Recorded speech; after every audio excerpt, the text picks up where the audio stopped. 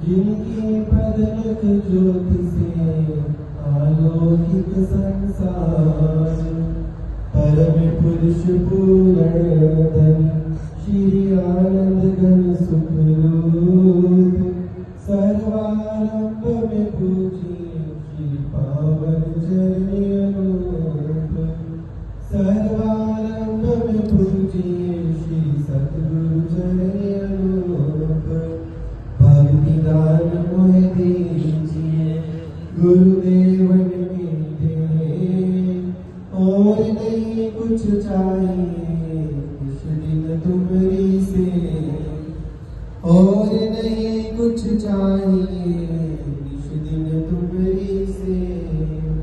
बोलो जयकारा बोल मेरे श्री गुरु महाराज की, बोल साचे दरबार की, बोलो श्री परमहंस दयाल जी महाराज की, बोलो श्री गंगे निवासी भगवान की, बोलो श्री सच्चिदानंद भगवान की जय। आज बहुत ही शुभ और मुबारक दिन है। आज हमारे परम इष्टदेव दादा गुरुदेव श्री परमहंस दयाल जी का शुभ अवतार दिवस है, जो कि हम सब गुरुमुख प्रेमी मिलकर उनकी जन्मभूमि छपरा पर आकर मना रहे हैं।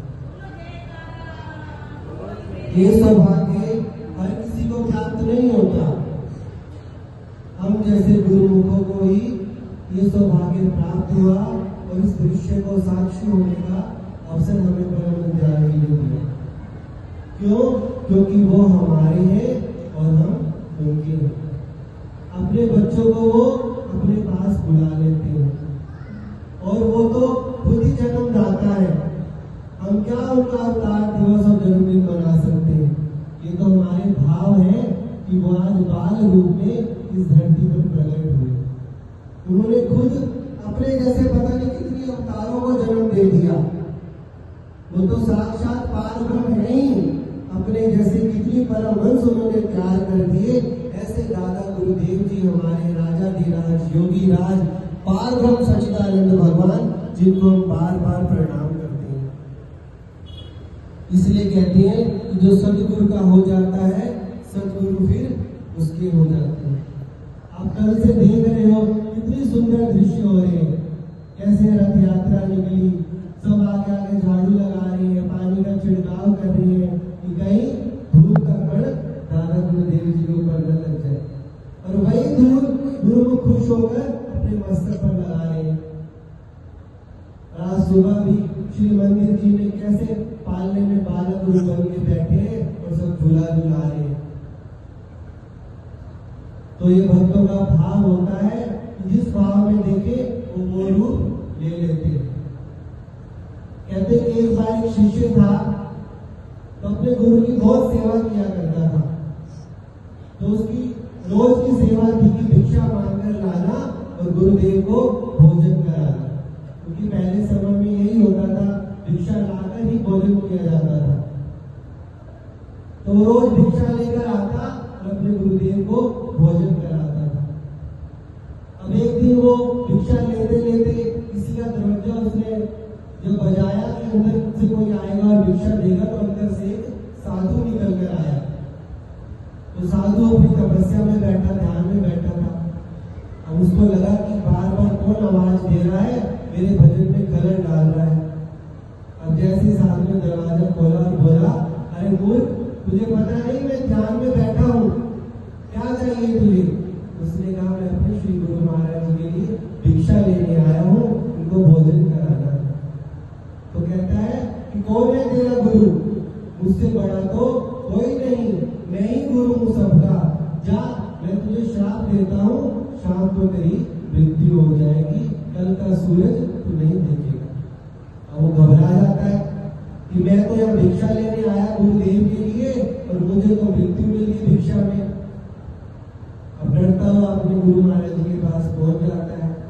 गुरुदेव पूछते हैं कि भिक्षा नहीं लाया आज?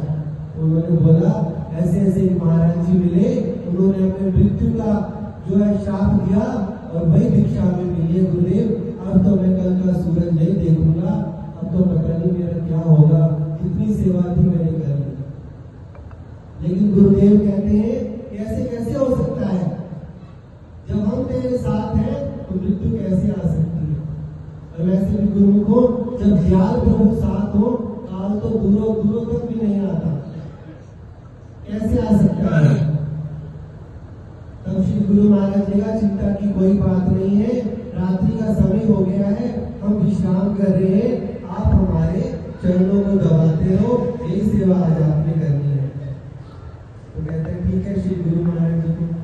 श्री गुरु महाराज जी तो कहते हैं अगर हम सो भी जाए तो आपको कोई भी बुलाए, हमारे चरण आपने नहीं छोड़ने, जब तक सुबह का सूर्य नहीं निकलेगा तब तक इन चरणों को आपने नहीं छोड़ना। गुरु के आगे शिरोधर करते हैं और गुरु महाराज जी चरण दबाने बैठ जाता है। अब जैसे ही दबाता है तो एक पैर जाता है तो वो काल भगवान विष्णु का रूप बनाकर आ जाते हैं, क्योंकि माया है ना, काल आ जाएगा तो पता चल जाएगा लेने आया है, तो उन्होंने भगवान का रूप लिया, ये बैठ जाएगा मेरे अवतार को देखकर और मेरे पास आ जाएगा।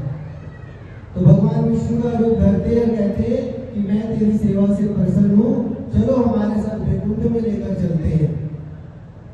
एक बार तो मन में आ जाता है कि भगवान खड़े हैं सामने, क्योंकि ऊपर का तो सारा भगवान का मुखौटा था ना, कि क्यों ना वैकुंठ को जाया जाए।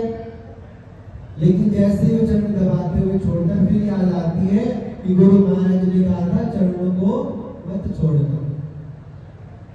अब इतने में विष्णु भगवान अंदर ध्यान हो जाते हैं, ये तो बातों में आने वाला नहीं है, पक्का गुरुमुख है। अब दूसरा पैर भीगता है तो उसकी माँ का रूप लेकर वो आ जाते हैं, चल बेटा घर तुझे बच्चे बुला रहे हैं और घर चलकर भोजन कर रहे हैं। फिर देखता है कि मेरी माँ मुझे लेने आई है, घर जाना चाहिए। फिर ध्यान आता है कि श्री गुरु महाराज ने कहा था चरणों को मत छोड़ना। फिर वो माँ भी अंदर ध्यान हो जाती है। ऐसे करते करते वो माया कितने रूप लेकर आती है, लेकिन सब चले जाते हैं। अमृत वेला हो जाता है, सूर्य उदय हो जाता है, वो श्री गुरु महाराज के चरण दबा रहा होता है। जब गुरु महाराज जी के नेत्र खुलते हैं तो बोलते हैं अरे तू तो अभी भी चरण दबा रहा है, ये तो सूरज निकल गया और तू जीवित बैठा, तू तो कह रहा था मैंने मर जाना है, तो तू कैसे बच गया।